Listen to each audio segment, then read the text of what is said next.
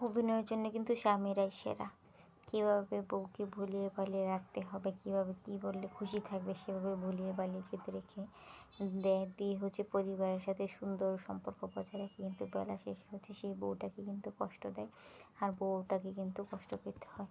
দেখবেন সকল কিছু ক্ষেত্রে কিন্তু বউই স্যাক্রিফাইস করছে, সকল কিছুতে বউই ইয়ে করছে, কিন্তু বেলা শেষে প্রতিদানে কী পাচ্ছে? শূন্য। আর শুনতে হচ্ছে যে চাহিদা বেশি, খোঁটা তো শুনতেই হবে, এর তো কোনো কথাই নেই। হ্যাঁ, এইসব ক্ষেত্রে কিন্তু কখনো কোনো স্বামী কিন্তু বউকে সাপোর্ট করে না। যদি একটু সাপোর্ট করতো তাহলে কিন্তু মনের মধ্যে আরেকটু আশ্বাস পেত।